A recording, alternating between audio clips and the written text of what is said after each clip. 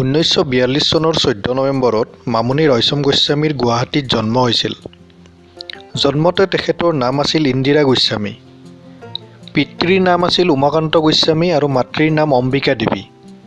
মামনি ৰয়ছমৰ সৰুকালছোৱা আমৰঙা সত্ৰত অতিবাহিত হৈছিল। তেখেতৰ খুৰাক চন্দ্ৰকান্ত গোস্বামী সত্ৰৰ সত্ৰাধিকাৰ আছিল। মামনি ৰয়ছম গোস্বামীৰ শিক্ষা জীৱন।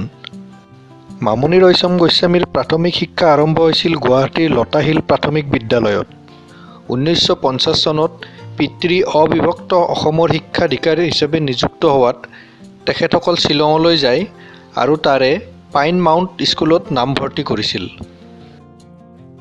1954 চনত তেওঁলোক পুনৰ গুৱাহাটীলৈ ঘূৰি আহে আৰু মামনি গোস্বামীক তাৰিণী চৌধুৰী উচ্চতৰ মাধ্যমিক বিদ্যালয়ত নামভৰ্তি কৰাই দিয়া হয়। এইখন বিদ্যালয়ৰ পৰা 1956 চনত মেট্ৰিকুলেশ্যন পৰীক্ষাত উত্তীৰ্ণ হয়। তেখেতে গুৱাহাটীৰ সন্দিকৈ বালিকা মহাবিদ্যালয়ৰ পৰা IA পাছ কৰে। 1960 চনত অসমীয়া ভাষা মেজৰ হিচাপে কটন কলেজৰ পৰা স্নাতক ডিগ্ৰী লাভ কৰে। তাৰ পিছত 1963 চনত তেওঁ গুৱাহাটী বিশ্ববিদ্যালয়ৰ পৰা স্নাতকোত্তৰ ডিগ্ৰী অৰ্জন কৰে। মামনি ৰয়ছম গোস্বামীৰ বৈবাহিক জীৱন। 1962 চনত হিন্দুস্তান কনষ্ট্ৰাকশ্যন কোম্পানীৰ অভিযন্তা হিচাপে ব্ৰহ্মপুত্ৰৰ শৰাইঘাট দলং নিৰ্মাণ কৰিবলৈ কৰ্ণাটকৰ মাধৱেন ৰয়ছম আয়েংগাৰ অসমলৈ আহিছিল। 1963 চনৰ চ'ত মাহত মাধৱেনে মামনি ৰয়ছম গোস্বামীক বিয়াৰ প্ৰস্তাৱ দিছিল। 1965 চনৰ অক্টোবৰ মাহত জগলীয়াৰ পাৰৰ সত্ৰত মামনি ৰয়ছম গোস্বামী আৰু মাধৱেন আয়েংগাৰৰ হিন্দু ৰীতি নীতিমতে বিবাহ সম্পন্ন হয়। তাৰ পিছত স্বামীৰ লগত তেওঁ কৰ্মক্ষেত্ৰ কাশ্মীৰলৈ গুচি যায়। পিছে বিবাহৰ 18 মাহ পাছতে 1967 চনৰ 15 এপ্ৰিলৰ পুৱতি নিশা এক পথ দুৰ্ঘটনাত মাধৱেনৰ অকাল মৃত্যু হয়। মামনি ৰয়ছম গোস্বামীৰ কৰ্মজীৱন। 1968 চনত মামনি ৰয়ছম গোস্বামীয়ে গোৱালপাৰাৰ সৈনিক স্কুলত শিক্ষকতা কৰিবলৈ লয়। কিছুদিন পাছত তেখেতৰ শিক্ষক উপেন্দ্ৰ চন্দ্ৰ লেখাৰুৰ পৰামৰ্শক্ৰমে বৃন্দাবনত থাকিবলৈ গুচি গৈছিল। তাতে থকা সময়তে 1969 চনত বৃন্দাবন ইনষ্টিটিউট অফ অৰিয়েণ্টেল ফিলছফিত উপেন্দ্ৰ চন্দ্ৰ লেখাৰুৰ অধীনত গৱেষণা আৰম্ভ কৰিছিল। 1971 চনত তেখেতে দিল্লী বিশ্ববিদ্যালয়ৰ আধুনিক ভাৰতীয় ভাষা সাহিত্য অধ্যয়ন বিভাগত অসমীয়া বিষয়ৰ অধ্যাপিকা হিচাপে যোগদান কৰিছিল। ইয়াৰে পৰাই তেওঁ সেই বিভাগৰ মুৰব্বীৰূপে অৱসৰ গ্ৰহণ কৰিছিল। মামনি ৰয়ছম গোস্বামীৰ সাহিত্যপঞ্জী। তেখেতৰ উপন্যাসসমূহ হ'ল চেনাবৰ স্ৰোত, নীলকণ্ঠী ব্ৰজ, অহিৰণ, মামৰে ধৰা তৰোৱাল আৰু দুখন উপন্যাস, দঁতাল হাতীৰ উঁয়ে খোৱা হাওদা, সংস্কাৰ, উদয় ভানুৰ চৰিত্ৰ ইত্যাদি, ঈশ্বৰী জখমী যাত্ৰী ইত্যাদি, তেজ আৰু ধূলিৰে ধূসৰিত পৃষ্ঠা, মামনি ৰয়ছম গোস্বামীৰ উপন্যাস সমগ্ৰ, দাশৰথীৰ খোজ, ছিন্নমস্তাৰ মানুহটো, ঠেংফাখৰি তহচিলদাৰৰ তামোৰ তৰোৱাল। তেখেতৰ চুটিগল্প পুথিসমূহ হ'ল চিনাকি মৰম, কইনা, হৃদয় এক নদীৰ নাম, মামনি ৰয়ছমৰ স্বনিৰ্বাচিত গল্প, মামনি ৰয়ছম গোস্বামীৰ প্ৰিয় গল্প। তেখেতৰ আত্মজীৱনী তিনিখন হ'ল আধা লিখা দস্তাবেজ, দস্তাবেজৰ নতুন পৃষ্ঠা আৰু অপ্সৰা গৃহ। তেখেতে লিখা জীৱনী দুখন হ'ল মহীয়সী কমলা আৰু মা। তেখেতৰ অনুবাদ গ্ৰন্থকেইখন হ'ল প্ৰেমচন্দৰ চুটিগল্প, আধা ঘণ্টা সময়, জাতক কথা, কলম আৰু আহ্নিক।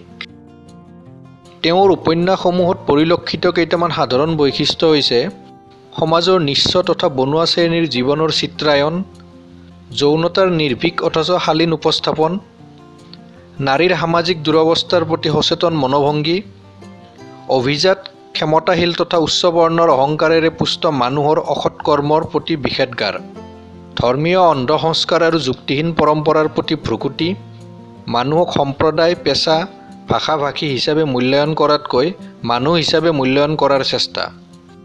মামনি ৰয়ছম গোস্বামীৰ গৱেষণামূলক কৃতিসমূহ হ'ল Ramayana from Ganga to Brahmaputra, Ravana in Kandali's Assamese Ramayana and Tulsi Ramcharit Manas, comparative study of characters of Ravana and Sita, Banikanta Kakati, history of Assam literature since 1947, Assamese metres, Assamese drama, Ram Bhakti in Shankardeva, Ankiya Nats of Assam, Birendra Kumar ভট্টাচাৰ্যৰ নভেল মৃত্যুঞ্জয়। তেখেতে লাভ কৰা বঁটা আৰু সন্মানসমূহ হ'ল 1982 চনত সাহিত্য অকাডেমী বঁটা, 1988 চনত অসম সাহিত্য সভা বঁটা, 1989 চনত ভাৰত নিৰ্মাণ বঁটা, 1992 চনত উত্তৰ প্ৰদেশ হিন্দী সংস্থানৰ সৌহাৰ্দ্য বঁটা, 1993 চনত কথা ৰাষ্ট্ৰীয় সাহিত্যিক বঁটা, 1996 চনত কমল কুমাৰী ৰাষ্ট্ৰীয় বঁটা, 2000 চনত জ্ঞানপীঠ বঁটা, 2002 চনত পশ্চিমবংগ ৰবীন্দ্ৰ ভাৰতী বিশ্ববিদ্যালয়ৰ ডি লিট সন্মান, 2002 চনত মহিয়সী জয়মতী বঁটা, 2002 চনত পদ্মশ্ৰী বঁটা। অৱশ্যে এই বঁটা ল'বলৈ তেওঁ অস্বীকাৰ কৰিছিল।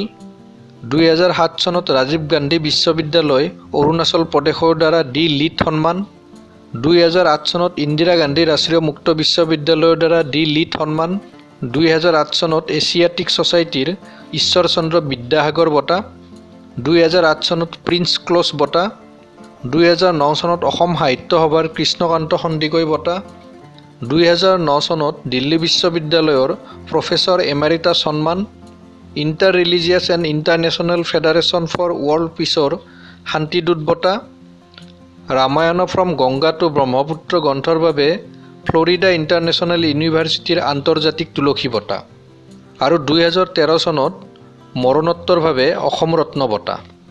তেখেতৰ কেইখনমান উল্লেখযোগ্য গ্ৰন্থ আৰু তাৰ বিনিময়ত লাভ কৰা বঁটাসমূহ হ'ল 1982 চনত সাহিত্য অকাডেমী বঁটা লাভ কৰে মামৰে ধৰা তৰোৱাল আৰু 2খন উপন্যাস শীৰ্ষক 3খন উপন্যাসৰ সংকলনৰ বাবে, 1988 চনত অসম সাহিত্য সভা বঁটা লাভ কৰে দঁতাল হাতীৰ উঁয়ে খোৱা হাওদা শীৰ্ষক উপন্যাসৰ বাবে, 1989 চনত ভাৰত নিৰ্মাণ ৰাষ্ট্ৰীয় বঁটা লাভ কৰে সংস্কাৰ উদয়ভানুৰ চৰিত্ৰ ইত্যাদি শীৰ্ষক 3খন উপন্যাসৰ সংকলনৰ বাবে আৰু 1999 চনত আন্তৰ্জাতিক তুলসী বঁটা লাভ কৰে ৰামায়ণ ফ্ৰম গংগা টু ব্ৰহ্মপুত্ৰ শীৰ্ষক গৱেষণা গ্ৰন্থৰ বাবে।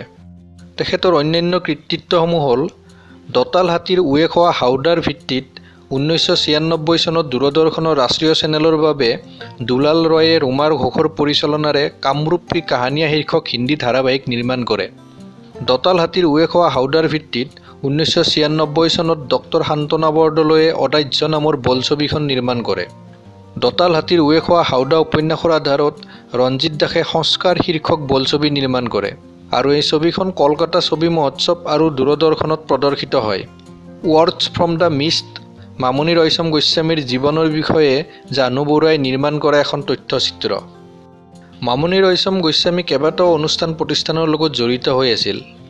1988 চনৰ পৰা 1992 চনলৈ সাহিত্য একাডেমীৰ উপদেষ্টা কমিটিৰ সদস্য, 2003 পৰা 2005 চনলৈ সাহিত্য একাডেমীৰ সাধাৰণ পৰিষদৰ সদস্য, দিল্লী বিশ্ববিদ্যালয়ৰ একাডেমিক কাউন্সিলৰ সদস্য, 1982 চনৰ পৰা 1992 চনলৈ দিল্লী বিশ্ববিদ্যালয়ৰ ৰিচাৰ্চ কমিটিৰ সদস্য, 1989 চনৰ পৰা 1992 চনলৈ দিল্লী বিশ্ববিদ্যালয়ৰ আৰ্টছ ফেকাল্টি, দিল্লী বিশ্ববিদ্যালয়ৰ কম্পাৰেটিভ ইণ্ডিয়ান এছ'চিয়েশ্যনৰ সদস্য, দিল্লী বিশ্ববিদ্যালয়ৰ গান্ধী ভৱনৰ মেনেজিং কমিটিৰ সদস্য।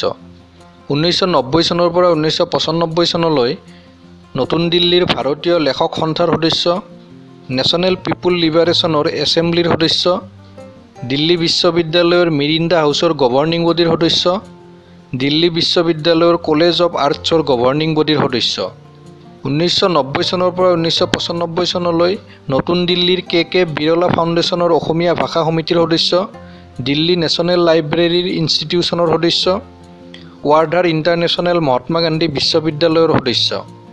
2004 চনত ভাৰত চৰকাৰৰ পৰিকল্পনা আয়োগৰ পৰামৰ্শদাতা, অসমৰ শংকৰদেৱ কলাক্ষেত্ৰৰ সদস্য, ভাৰত চৰকাৰৰ ৰাজা ৰামমোহন লাইব্ৰেৰীৰ সদস্য, বেনাৰস হিন্দু বিশ্ববিদ্যালয়ৰ পৰা ব'ৰ্ড অফ ষ্টাডিজত সদস্যভুক্ত, পঞ্জাৱ বিশ্ববিদ্যালয়ৰ ব'ৰ্ড অফ ষ্টাডিজৰ কনভেনৰ। 2006 চনত বিশ্ব শান্তিৰ বাবে মংগোলিয়ান পিপুলছ ফেডাৰেশ্যনৰ সদস্য, নতুন দিল্লীৰ নেশ্যনেল বুক ট্ৰাষ্ট অফ ইণ্ডিয়াৰ অসমীয়া উপদেষ্টা মণ্ডলীৰ সদস্যভুক্তি। 2090 চনৰ পৰা 2000 চনলৈ ৰেলৱে হিন্দী ভাষা চালাহকাৰ সমিতিৰ সদস্য, 2090 চনৰ পৰা 2002 চনলৈ অসম সাহিত্য সভাৰ দিল্লী শাখাৰ সভাপতি আৰু 2002 চনত আগ্ৰাৰ কেন্দ্ৰীয় হিন্দী শিক্ষণ মণ্ডলৰ সদস্য। শান্তিদূত হিচাপেও মামনি ৰয়ছম গোস্বামীৰ উল্লেখযোগ্য অৱদান আছিল। 2004 চনত মামনি ৰয়ছমে অসমৰ স্বাধীনতাকামী সংগঠনৰ সংযুক্ত মুক্তিবাহিনী তথা আলফাক হিংসা পৰিত্যাগ কৰিবলৈ আহ্বান জনাই সংগঠনটোৰ নেতৃবৃন্দ আৰু চৰকাৰৰ মাজত আলোচনা অনুষ্ঠিত হোৱাত সহায়ৰ প্ৰয়াস কৰিছিল। সেই প্ৰয়াসত সঁহাৰি জনাই সংগঠনটোৱে অসমৰ বিশিষ্ট নাগৰিক আৰু প্ৰচাৰ মাধ্যমৰ প্ৰতিনিধিক লৈ পিপুলছ কনচালটেটিভ গ্ৰুপ তথা PCG গঠন কৰে। PCGৰ মাধ্যমেৰে সংগঠনটোৰ চৰকাৰৰ লগত তিনিলানি আলোচনা অনুষ্ঠিত হৈছিল। ইয়াৰে এবাৰত ভাৰতৰ প্ৰাক্তন প্ৰধানমন্ত্ৰী ডক্টৰ মনমোহন সিঙেও ভাগ লৈছিল। প্ৰধানমন্ত্ৰীয়ে ডক্টৰ গোস্বামীৰ জৰিয়তে সংগঠনটোৰ সকলো মুখ্য দাবীৰ বিষয়ে আলোচনাৰ বাবে ইচ্ছা প্ৰকাশ কৰি সংগঠনটোলৈ চিঠি লিখিছিল। অৱশ্যে ইয়াত সংগঠনটোৰ মুখ্য দাবী সাৰ্বভৌম অসমৰ বিষয়ে উল্লেখ নাছিল। মামনি ৰয়ছম গোস্বামীৰ অন্তিম সময়। মামনি ৰয়ছম গোস্বামী লাং ইনফেকশ্যন আৰু বিভিন্ন ৰোগত আক্ৰান্ত হৈ প্ৰায় 8টা মাহ সংকটজনক অৱস্থাত আছিল। সেয়ে তেওঁক গুৰগাঁৱৰ এখন চিকিৎসালয়ত চিকিৎসা কৰি থকা হৈছিল। অৱশেষত তেওঁক গুৱাহাটী চিকিৎসা মহাবিদ্যালয়ত স্থানান্তৰ কৰা হৈছিল। 2011 চনৰ 29 নৱেম্বৰ তাৰিখে পুৱা 7:46 অসমৰ গুৱাহাটী চিকিৎসা মহাবিদ্যালয়ত মামনি ৰয়ছম গোস্বামীয়ে শেষ নিশ্বাস ত্যাগ কৰে।